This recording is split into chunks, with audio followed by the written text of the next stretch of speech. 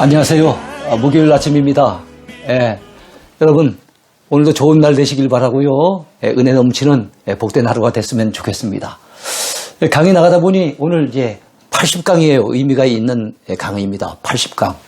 요즘 우리가 교리무장을 하고 있습니다. 그 가운데 실론, 하나님이 어떤 분인지를 살펴보는데 주제를 삼기를 하나님 우리 아버지라고 그렇게 타이틀을 해서 오늘 그 네 번째 시간입니다. 자, 그렇다면 오늘 강의는요, 어제에 이어서 나에게 하나님은 어떤 분이신가 두 번째 시간입니다. 나에게 하나님은 어떤 분이신가. 그 하나님에 대해서 살펴봄에 있어서 한 15가지 정도가 주제가 있는데 어제는 8가지를 살펴보았고요. 오늘은 나머지 7가지를 살펴보려고 합니다. 나에게 있어서 하나님은 어떤 분이실까요? 우리 아버지 하나님 말고요. 우리 할아버지, 할머니 하나님 말고요. 나의 하나님. 아브라함과 이삭과 야곱의 하나님이기도 하지만 모세의 하나님, 바울의 하나님이기도 하지만 저와 여러분들의 하나님, 그 하나님은 내게 어떤 분이실까요? 9번째입니다. 하나님은 나를 지키시고 돌보시며 붙들어 주시는 보호자가 되십니다. 보호자가 되세요. 어제는 하나님이 나의 공급자가 되신다. 나의 필요를 채워주시는 하나님이라고 말씀을 드린 바가 있고요. 나를 인도하시는 선한 목자가 되신다고 또 우리 살펴본 바가 있는데 다윗의 고백을 통해서 우리는 하나님은 나의 보호자가 되시는구나 하는 것을 알게 됩니다. 여호와여 주는 나의 방패시오. 시편 3편에서 다윗이 압살롬의 그 반란 때문에 쫓겨다니는 그런 신세가 되는 가운데 그래도 두려워하지 않을 수 있었던 이유는 그동안 자기를 헤아리고 수없이 많이 창을 던지는 사람, 수없이 많이 화살을 쏘아댄 사람이 있었지만 그동안도 자기가 살아서 여기까지 올 수 있었던 것은 숱한 그 대적들의 공격을 막아주신 우리 하나님이 방패가 되신다고 그는 고백했습니다. 내가 사망의 음침한 골짜기로 다닐지라도 해를 두려워하지 않을 것은 주께서 나와 함께 하심이라. 그래요. 그가 지나다니는 길에서 정말로 그의 생명을 노리는 자들이 엄청 많이 있었어요. 사울왕이 그러했고 그 다음에 이방 나라의 원수들이 그리했고 왕이 되고 난 이후에도 다윗을 갖다 왕위에서 떨어뜨리고 그 위에 올라가려고 하는 자들이 항상 다윗을 공격합니다. 그럼에도 불구하고 다윗이 여러분 살아남을 수 있었던 비결, 그 생명을 유지할 수 있었던 비결이 뭡니까? 우리 하나님이 나와 함께 계시기 때문에 사망의 음침한 골짜기로 다닐지라도 자기는 혼자 다니는 것이 아니라는 거예요. 하나님이 나와 함께 계심을 믿었기 때문에 그는 마음으로 두려워하지 않았다는 거지요. 요즘 코로나로 인해서 두려워하는 인생들이 너무 많습니다. 왜 두렵지 않겠습니까? 그렇지만 우리는 다윗과 같은 믿음을 가지고 이 두려움을 떨쳐버려야 될 줄로 믿습니다. 하나님이 저와 여러분들과 함께 하십니다. 주님이 우리와 더불어 동행하십니다. 이 사실을 우리가 믿었으면 좋겠어요. 나를 기가 막힐 웅덩이와 수렁에서 끌어올리시고 내 발을 반석 위에 두사 내 걸음을 견고하게 하셨도다. 역시 다윗의 고백이에요. 때때로 기가 막힐 웅덩이에 빠지고 수렁에서 빠져서 허우적거릴 때가 있었지만 그때마다 우리 하나님이 끌어올리시더라는 거예요. 그래서 자기의 발을 반석 위에 두셔서 그의 걸음이 견고하도록 지켜주신 우리 하나님, 다윗에게 하나님은 보호자였어요. 저와 여러분에게도 마찬가지 아니겠어요? 여러분 인생에겐 보호자가 필요합니다. 학교 가는 학생들에게도 보호자 이름을 적어요. 아버지 어머니가 보호자가 되는 거지요. 병원에 갈 때도 여러분 보호자 이름을 적습니다. 어린아이들에게는 우리가 보호자가 되지만 우리가 나이 들어 늙으면은요, 우리 자녀들이 오히려 보호자 이름에 거기에 올라가요. 우리가 참 한동안은 보호자 됐다고 이렇게 이름을 적을지 모르겠지만 나이 들고 늙어지면요, 우리 자녀들이 우리를 보호해 줄 수밖에 없어요. 그러니까 이 세상에는 온전한 보호자는 없다는 얘기예요.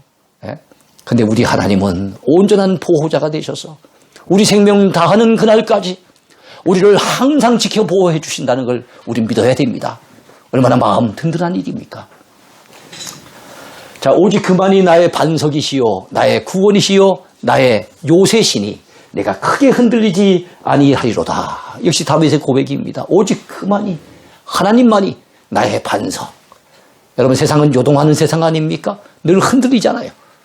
근데 반석은, 흔들림이 없는 반석은 그 위에 선다면은 흔들림이 없겠죠. 반석 위에 서면 흔들림이 없어요.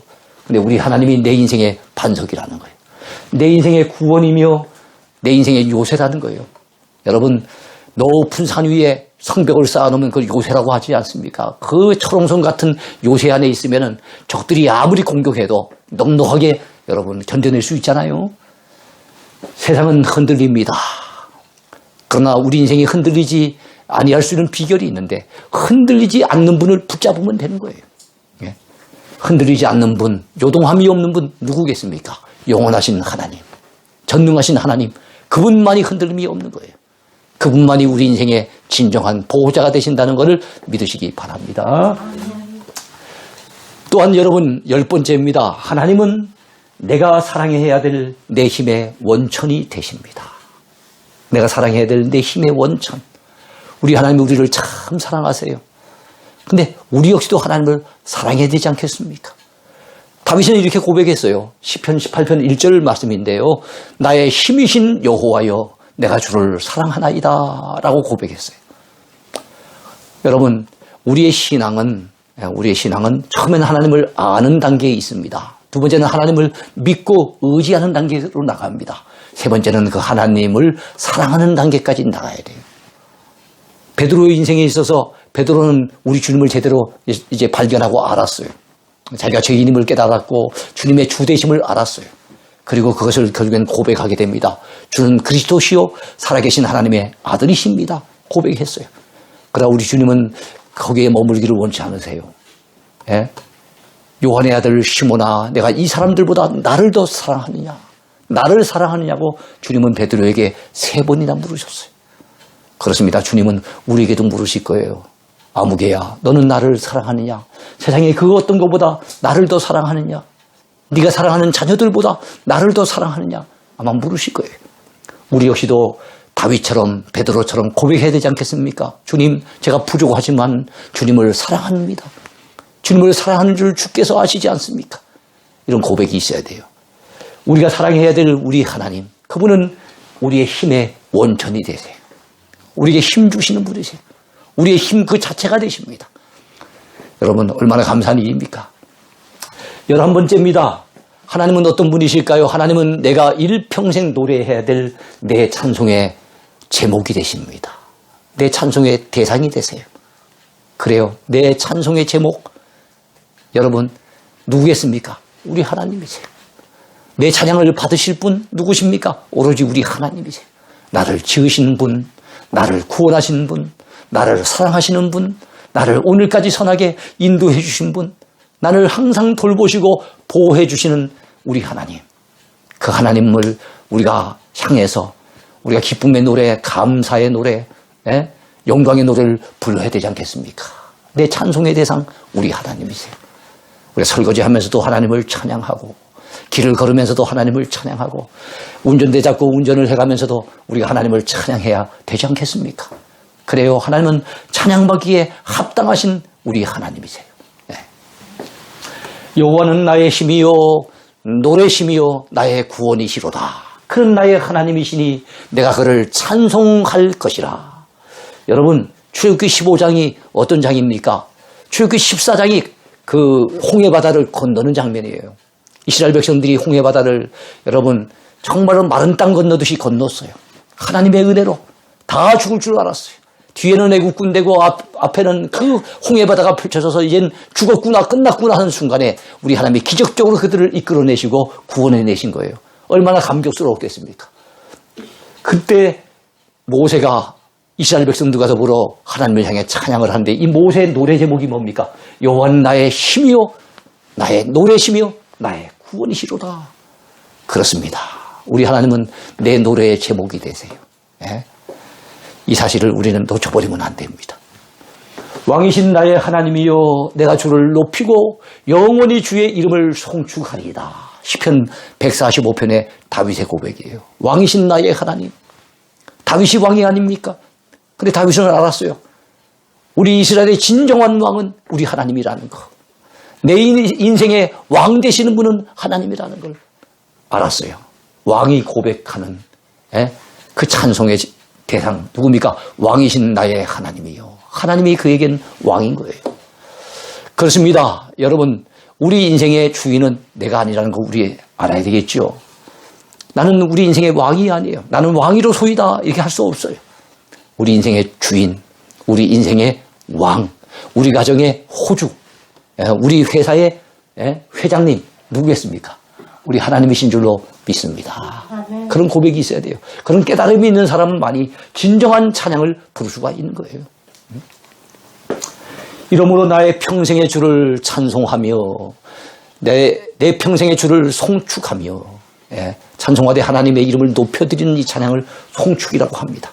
주의 이름으로 말미암아 나의 손을 들리이다. 나의 손을 들리이다. 요즘도 우리가 찬양할 때 손을 들고 찬양할 때가 많죠. 그냥 부를 수 있어요. 근데 저절로 얻을 때는 손이 올라가요. 저절로 하나님의 은혜를 생각하면 그냥 찬송 부를 수 없어서 우리는 손을 들고 찬양하고 우리는 마음을 쏟아 찬양하고 그 하나님의 은혜를 우리는 노래하지 않을 수 없는 거예요. 우리 찬송의 제목이 되시는 분, 우리 찬양을 받으시는 대상이 되시는 분, 그분이 바로 저와 여러분들의 하나님이신 거예요. 12번째입니다. 하나님은 어떤 분이실까요? 내게 하나님은 어떤 분이실까요? 하나님은 내 인생의 무거운 짐을 대신 져주시는 분이세요. 여러분, 저도 군 생활을 하면서 최전방 강원도 철원에서 군 생활하는 가운데 때로는 훈련을 받기 위해서 무거운 군장을 짊어지는데 어떨 때는 참 무거워요. 근데 옆을 그 행군을 해서 걷다가 옆에 있는 다른 사람 한 사람이 너무 지쳐서 쓰러졌어요. 그러다 보니까 그가 지었던 군장은 딴 사람한테 주고 그가 또 울려맸던 M60이라고 하는 기관총이 있는데 엄청 무겁습니다. 제 군장 위에 그 기관총을 갖다 누군가가 탁 올려놓는데 누가 올려놨는지 지금 기억이 안 납니다. 그러나 아직까지도 기억나는 거는 얼마나 무겁던지. 그 무거운 것을 치고 여러분 이 행군을 해야 됐으니 얼마나 힘들었겠습니까? 우리 인생길 걷다 보면 때로는 우리의 힘으로는 감당할 수 없는 무거운 짐들이 우리에게 있어요. 근데 그때 우리 그 짐을 가볍게 해주시고 우리 짐을 대신 져주신 분이 계세요. 그분이 누구십니까? 우리 하나님이시라는 거예요. 얼마나 감사한 일입니까? 내 짐을 여호와께 맡기라. 그가 너를 붙드시고 의인의 요동함을 영원히 허락하지 아니하시리로다. 때로는 걱정, 근심이 우리의 짐이 되기도 합니다. 때로는 질병이 우리의 짐이 되기도 하고요. 때로는 가정이 우리의 짐이 될 때가 있고요. 때로는 우리가 감당해야 될 여러 가지 사명과 직분이 우리의 짐이 되기도 할 때가 있어요. 우리가 힘들고 어려울 때, 참 우리의 짐이 무겁다고 느껴질 때 하나님께 맡기래요. 하나님께 맡기래요. 여러분이 가방을 들고 다니다가 잠깐 화장실 가고 싶을 때 아무 지나가는 사람 아무한테나 여러분 그 가방을 맡길 수 있습니까? 못 맡겨요.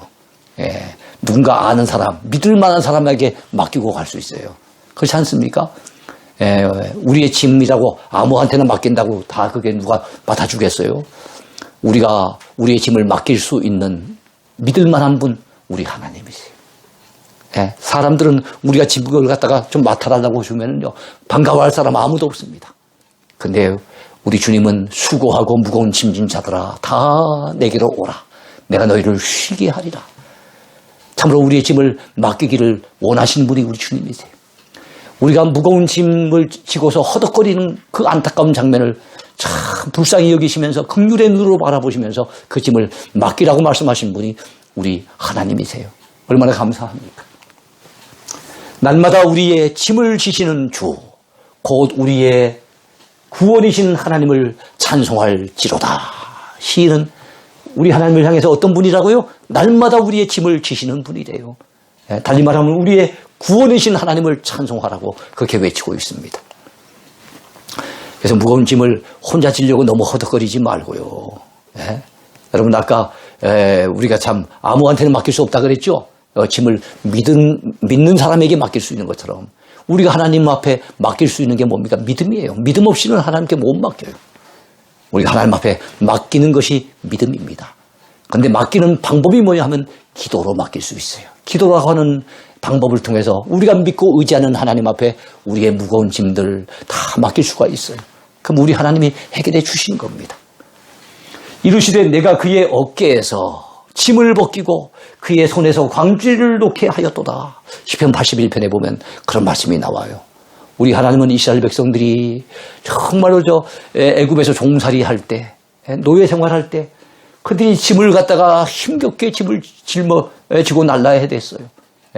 광주리에 물건을 넣어가지고 옮겨야 됐어요. 그랬을 때 그들의 짐을 벗기시고 그 손에서 광주리를 놓게 하셨던 분이 누굽니까? 그래서 애굽에서 해방시켜 주셨던 분이 누굽니까? 우리 하나님 아니세요? 우리 주님은 말씀하십니다. 수고하고 무거운 짐진 자들아 다 내게로 오라. 내가 너희를 쉬게 하리라. 참 안식을 우리에게 약속하신 주님. 그래요. 때때로 우리는 쉬어야 됩니다. 근데 우리 몸만 쉬어서 될 문제는 아니에요. 우리 영혼이, 우리 마음이 쉬어야 돼요. 몸은 쉬는 날 집에서 그냥 잠을 청할 수도 있고 아무것도 안 하고 들어누워서 TV 보면서 쉴 수 있을지 모르겠지만 우리의 마음이, 여러분, 우리의 영혼이 어디에서 쉴 수 있습니까? 오직 주님 품 안에서만 참된 안식을 누릴 수 있다는 거 여러분 기억하셨으면 좋겠어요. 걱정이 있는데, 염려가 있는데 그게 쉬라고 한다고 해서 마음대로 쉬어지겠어요? 근데 우리의 걱정의 짐을 주님 앞에 다 기도로 맡기면은 우리 영혼이, 우리 마음이 참된 힘을 얻을 수 있는 겁니다. 여러분 믿으시기 바라요. 자, 13번째입니다. 우리 하나님은 어떤 분일까요? 내게 있어서 하나님은 어떤 분이실까요? 하나님은 나의 기도를 들으시고 친절하게 응답하시는 분이세요. 네, 내가 내 기도를 들었고 내 눈물을 보았노라. 여러분 이사야 38장에 나오는 말씀인데요. 히스기야 왕과 관련이 있습니다. 히스기야 왕은 아수르의 사네립의 군대 때문에 큰 어려움을 겪은 적도 있었습니다만 그를 또 잘 이겨내고 났더니 그 이후에 그가 나이 불과 39살밖에 되지 않았는데 하나님께서 이사야 선지자를 통해서 죽음을 준비하라고 하는 청천벽력 같은 이런 말씀을 전달받게 됩니다. 여러분 정말로 얼마나 안타깝습니까? 69세나 79세도 아니고 39살에 이 세상을 떠나야 된다는 것이 얼마나 안타까운 일입니까? 그래서 그때 하나님 앞에 매달려 그가 기도하기 시작합니다. 벽 앞에 앉아서 정말 그 벽 너머에 계시는 하나님을 향해서 간절히 기도하고 하나님께서 지난날 정말로 하나님 앞에 선하게 믿음으로 살았던 것을 기억해달라고, 불쌍히 여겨달라고 정말 하나님 앞에 매달려 눈물로 호소하고 기도할 때 하나님께서 이사야 선지자를 통해서 주셨던 그 응답의 메시지가 바로 이 말씀이에요. 내가 내 기도를 들었고 내 눈물을 보았노라. 그렇습니다. 그가 간절하게 부르짖었던 기도를 우리 하나님이 들으셨다는 거예요. 그가 흘렸던 그 뜨거운 눈물을 우리 하나님이 보셨다는 겁니다. 그래요. 시편에 있는 말씀처럼 귀를 지으신 자가 듣지 아니하시겠습니까? 눈을 지으신 자가 보지 아니하시겠습니까? 우리 하나님 앞에 우리가 마음을 다해 기도하고 눈물로 호소할 때 우리 하나님은 그 기도를 친히 들으시고 그 눈물에 친히 응답하신다는 것 우리가 기억했으면 좋겠어요. 저는 한 10여 년 전에 우리 교우들과 더불어서 특별 새벽 기도회를 가진 적이 있었습니다. 새1의 특별 새벽 기도회를 가지면서 그때 빠지지 않냐고 꾸준하게 참석했던 우리 교우들에게 바로 저 구절을 이렇게 써가지고 액자에 넣어서 전달을 한 적이 있었습니다. 여기 나와 있는 대로 내가 내 기도를 들었고 내 눈물을 보았노라. 이 구절을 써서 보내드렸었는데 교우들이 참 좋아하더라고요. 아직까지도 간직하고 있는 분들이 많이 있습니다. 저도 참 좋아하는 구절이에요. 우리 하나님이 우리 기도를 들으신다는 거 얼마나 감사한 일입니까? 때로는 답답하고 힘들어서 눈물 흘려 호소할 때 우리 눈물을 우리 하나님이 보신다는 거 얼마나 큰 위안이 됩니까? 그렇습니다. 우리 하나님은 우리 기도를 들으시고 우리 기도에 응답하시는 하나님이세요. 그분이 우리 하나님이세요. 우리가 믿고 의지하는 그 하나님이 바로 그런 분입니다. 얼마나 감사한 일입니까? 구하라 그리하면 주실 것이요 찾으라 그리하면 찾아낼 것이요 문을 두드리라 그리하면 너희에게 열릴 것이니 우리 주님께서 기도의 응답을 약속하신 성경 구절이에요. 너희가 악한 자라도 좋은 것으로 자식에게 줄 알거든. 하물며 하늘에 계신 너희 아버지께서 구하는 자에게 좋은 것을 주시지 않겠느냐. 그래, 우리는 악한 자잖아요. 우리는 참 얼마나 허물이 많은 자입니까? 그런데도 자식은 사랑하잖아요. 자식에게 주는 건 아깝지 않잖아요. 자식에게는 더 좋은 거 주고 싶잖아요. 그렇다면 의로우신 우리 하나님, 죄와는 상관이 없으신 사랑 많으신 그 우리 하나님 아버지께서 하나님 앞에 구하는 그런 하나님의 자녀들에게 좋은 것을 주지 않겠습니까? 악한 자인 우리도 좋은 것 자식에게 주고 싶은데 우리 하나님은 얼마든지 우리에게 좋은 것을 주시고 싶으실 거예요. 우리 주님이 그런 말씀을 하시면서 기도하라고, 구하라고, 찾으라고, 문을 두드리라고 우리에게 당부하신 겁니다. 자, 14번째입니다. 하나님은 내게 어떤 분이실까요? 하나님은 나에게 사명과 삶의 목적을 주시는 분이세요. 여러분, 내가 달려갈 길과 주 예수께 받은 사명, 곧 하나님의 은혜의 복음을 증언하는 일을 마치려 하면은 나의 생명조차 조금도 귀한 것으로 여기지 아니하노라. 사도 바울의 고백이에요. 에베소 교회 장로들 앞에서 했던 그의 고백입니다. 그에게는 사명이 있었고 그는 사명을 알고 있었어요. 하나님의 은혜의 복음 증언하는 것, 그 복음을 마음껏 증거하는 것, 그것이 그에게 주어진 사명인 줄로 알았고 그 일을 위해서라면 나의 생명조차 조금도 귀한 것으로 여기지 않고 그 사명을 감당하게 하겠노라고 그는 고백했습니다. 입술만의 고백은 아니었어요. 그는 그렇게 살았고 인생 끝자락에 가서 나의 달려갈 길과 주 예수께 받은 사명이라고 얘기했는데 그는 달려갈 길을 다 달리고 선한 싸움 다 싸우고 믿음을 지켰다고. 그래서 하나님 앞에 의로우신 재판장이신 그분 앞에 의의 멸류관을 쓰게 될 것을 그는 내다보고 있지 않습니까? 정말 그의 고백대로 산 거예요. 그에게는 사명이 있음을 알았고 그는 자기가 달려갈 길이 무엇인지를 알았어요. 인생의 목적을 알았던 거예요. 그에게 인생의 목적은 뭡니까? 주의 일 열심히 감당하다가 하나님 앞에 서는 그날 하나님 앞에 상 받는 것, 그것이 그의 인생의 목적이었어요. 여러분, 그렇습니다. 여러분, 갈 길 몰라 방황하는 인생이 얼마나 안타깝습니까? 저는 늘 우리 성도들에게 강조하기를 인생의 성공은 속도에 있지 않고 방향에 있다, 그런 말을 합니다. 남들보다 먼저 달려간다고, 남들보다 더 먼저 진급하고, 먼저 출세하고, 먼저 더 좋은 집에 이사 간다고 해서 인생 성공하는 게 아니에요. 좀 더딘 것 같아도 바른 방향으로 간다면 그것이 인생의 진정한 성공이 아니겠습니까? 그런 측면에서 봤을 때 우리는 바른 방향을 알아야 되죠. 달리 말하면 우리 인생의 참된 목적을 발견하고 그 목적을 향해 달려가야 되는 거예요. 예?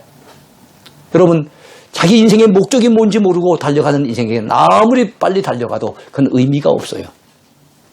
만약에 부산쯤에서 배를 타고 저 강원도 속초 쪽으로 올라가다가 한 삼척주 많은데 가면 생각이 해보니 이거 잘못 온 거예요.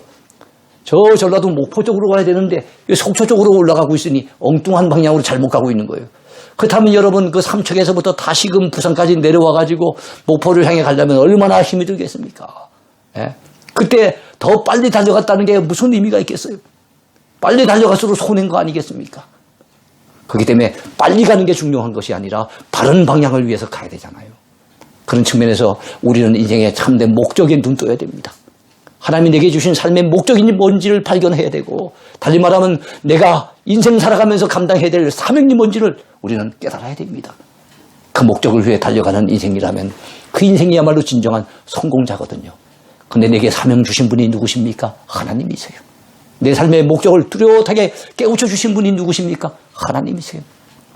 하나님을 진정 만난 사람, 하나님을 깊이 체험하고 그 은혜를 받은 사람은 자기 인생의 목적이 뭔지를 발견하게 됩니다. 내게 주신 사명이 무엇인지 눈뜨게 됩니다. 그래서 세월 허송하지 아니하고 내게 주어진 짤막한 그 인생, 단 한 번뿐인 그 기회를 잘 선용해서 그 목적에 맞게, 그리고 정말 자기가 감당해야 될 그 본분에 맞게, 그리고 정말 나가야 될 그 목적에 맞게끔 그렇게 살지 않겠습니까? 저와 여러분이 그런 삶을 살았으면 좋겠습니다.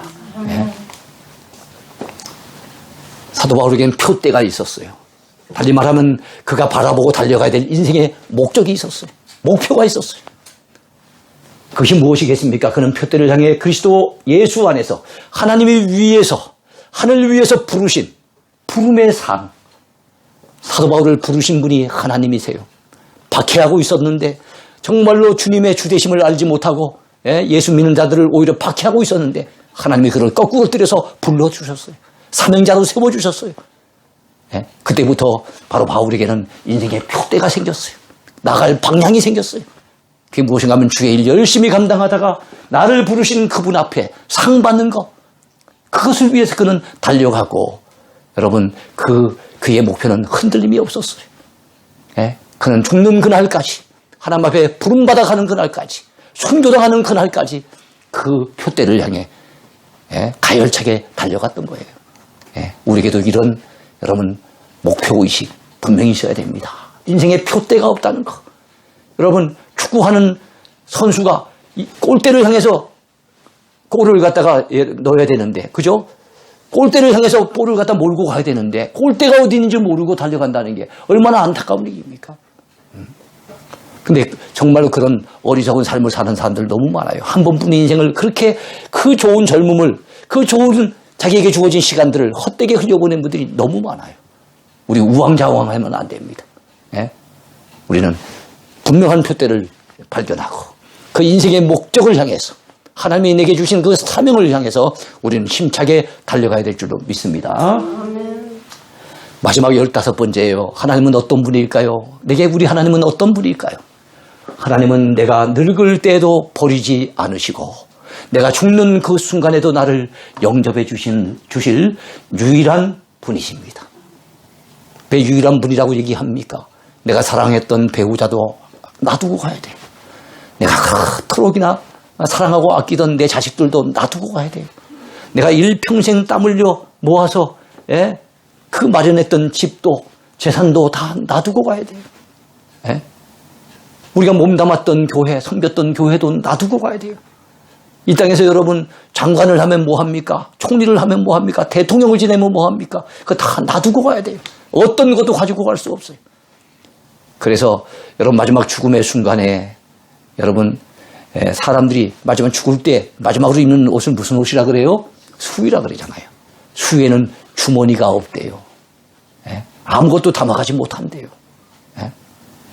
다만 이 땅에 죽을 때는 가져갈 수 없는데 미리 보낼 수는 있어서요. 미리 보낼 수는 있어요. 그게 뭡니까? 믿음으로 살고 말씀대로 순종하여 살고 사명 감당하며 살고 하나님이 기뻐하시는 일들을 위해서 열심히 살았던 삶, 그 삶은 미리 다 하나님 앞에 보내놓은 것이 되고 또 내가 하나님 앞에 설 때 그때 나를 그대로 따라가게 되는 거예요. 주를 위해 믿음으로 살았던 삶만이 나와 함께 할 뿐이지 여러분 아무것도 가져갈 수 없어요. 근데 내가 이 세상을 떠나는 그 외로운 순간에 내 곁에 계신 분이 계시니 그분이 누구십니까? 하나님이세요. 하나님이 그 순간에도 우리를 떠나지 아니하시고 우리를 영접해 주십니다. 할렐루야.